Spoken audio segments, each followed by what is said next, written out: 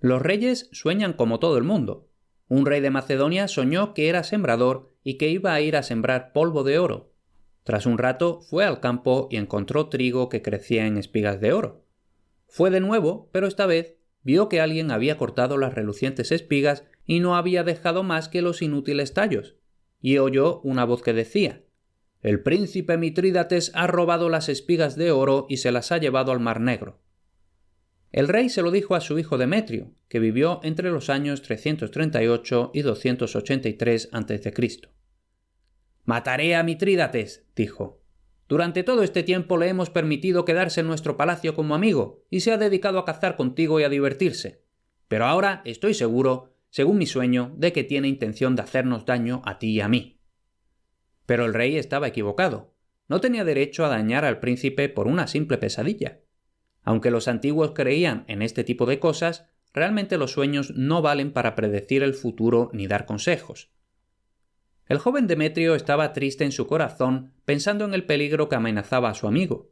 Sin embargo, había prometido al rey que no le diría ni una palabra sobre el asunto. «Bueno», se dijo a sí mismo con un suspiro, «es cierto que he prometido no decirle nada, pero puedo avisarle sin hablar». Poco después, mientras estaban con otros jóvenes haciendo deporte, Demetrio apartó al príncipe y escribió en el suelo con la punta de su lanza estas palabras: «Huye, Mitrídates». El príncipe lo entendió al momento. En cuanto se hizo de noche, huyó y subió a bordo de una nave que lo llevó por el Mar Negro hasta su tierra natal en Asia Menor. Así, Demetrio no dudó en ayudar a un amigo en tiempo de necesidad. Sin embargo, sobre todas las cosas, Demetrio era un hombre de acción.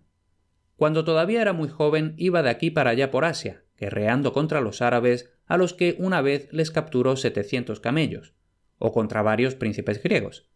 Y es que, después de la muerte de Alejandro Magno, las vastas tierras de Asia, Egipto, etc., fueron repartidas entre sus generales, por lo que había gobernantes griegos en muchos países extranjeros. Decidió ir en auxilio de Atenas. La Acrópoli de Atenas estaba capturada por un grupo de hombres que, aunque eran griegos, eran tiranos en la ciudad. Demetrio zarpó con una flota de 250 naves. La gente no sabía que iba de camino. Vieron la flota, pero supusieron que pertenecía a los tiranos. No había centinelas en el puerto y las naves de Demetrio entraron sin tener que luchar. Una multitud de gente corrió al lugar del desembarco y vio al joven príncipe a bordo de su nave. Les hizo una señal para que permanecieran callados.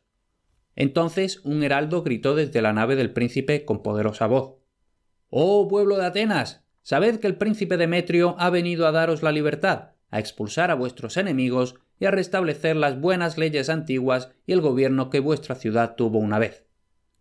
La gente de Atenas no pudo contener un gran griterío de celebración, y Demetrio desembarcó con sus hombres. Puso sitio a la Acrópolis y no tardó en dominarla.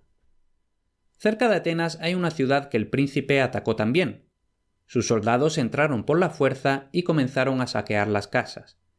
Pero él recordó que en esa ciudad vivía un hombre sabio, un filósofo, llamado Estilpón, un hombre que vivía de forma sencilla, estudiando y que amaba el conocimiento más que el dinero.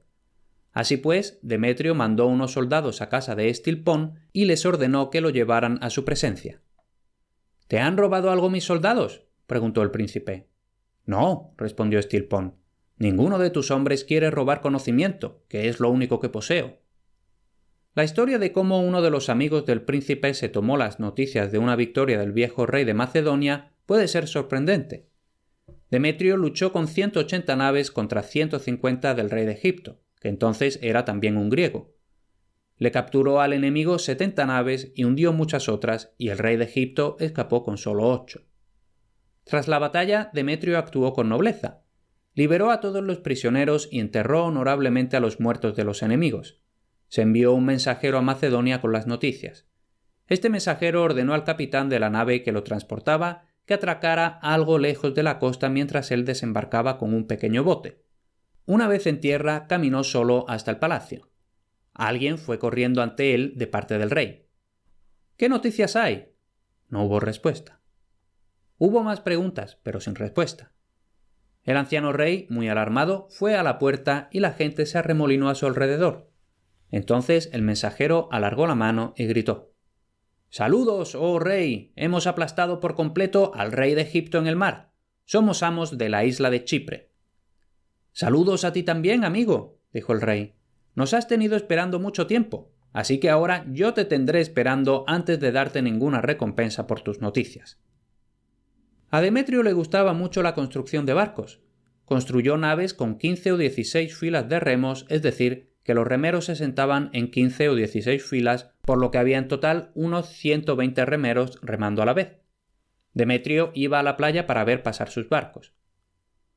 Otra cosa que le gustaba era construir máquinas para asediar ciudades. Había una especie de torre con 4 grandes ruedas de casi 5 metros de alto. La torre estaba dividida en varias plantas, una sobre la otra. En cada una de ellas había hombres armados listos para lanzar piedras, proyectiles, etc., a la gente que estuviera en las murallas de la ciudad asediada. Cuando los soldados empujaban la torre para hacerla avanzar contra la muralla, las ruedas crujían y los soldados de dentro gritaban, por lo que era algo terrorífico para los defensores de la ciudad. Por supuesto, tras la muerte del viejo rey, Demetrio fue rey de Macedonia.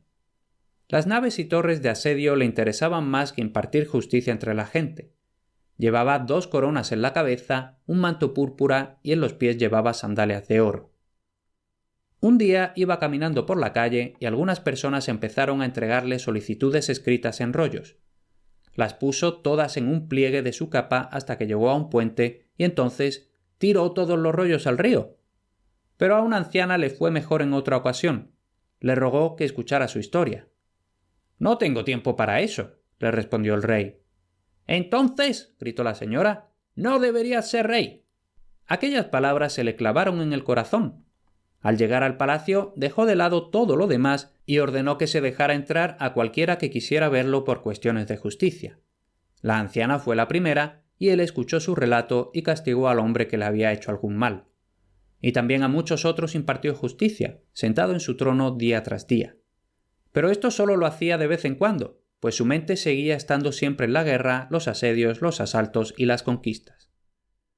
Su última guerra la llevó a cabo entre las colinas rocosas y los pasos de Siria. Casi todos sus soldados lo abandonaron y se pasaron al enemigo. Demetrio y unos pocos amigos se refugiaron en un bosque y esperaron hasta que cayó la noche y las estrellas brillaban sobre las montañas. Escaparon del bosque por entre las rocas, pero veían las hogueras del campamento del enemigo por todas partes. Perdieron toda esperanza. Demetrio se entregó como prisionero de guerra. Durante 3 años estuvo confinado en una prisión de Siria, aunque le permitían ir de caza, pasear por los jardines y comer de forma lujosa con sus compañeros. Tras un tiempo perdió su vitalidad guerrera y ya no tenía ganas de cazar. Se bebía una copa de vino tras otra y apostaba todo su dinero, causando así gran daño a su cuerpo y a su mente, por lo que finalmente murió a los 54 años. Cremaron su cuerpo, según la costumbre de los griegos de entonces, y colocaron las cenizas en una urna de oro. Esta urna la colocaron en la parte más alta de una embarcación en la que había también hombres armados. La nave comenzó a navegar por el mar mientras un flautista tocaba una melodía solemne. Los hombres remaban al ritmo de la música. El hijo de Demetrio fue al encuentro de la nave funeraria a recoger la urna de oro que llevó al puerto de Corinto y de allí a una tumba. Hasta aquí este episodio. 2 cosas antes de despedirme hasta el siguiente. En grandeshéroes.com están listados todos los libros en los que se basan mis podcasts. Los tienes disponibles en papel y para Kindle y por un precio justo y bastante reducido puedes apoyar mi labor en este podcast. La otra cosa es que si te gusta todo esto del mundo antiguo y clásico, es probable que te interesen los contenidos que envío frecuentemente en mi boletín. Apúntate gratis en grandeshéroes.com/boletín.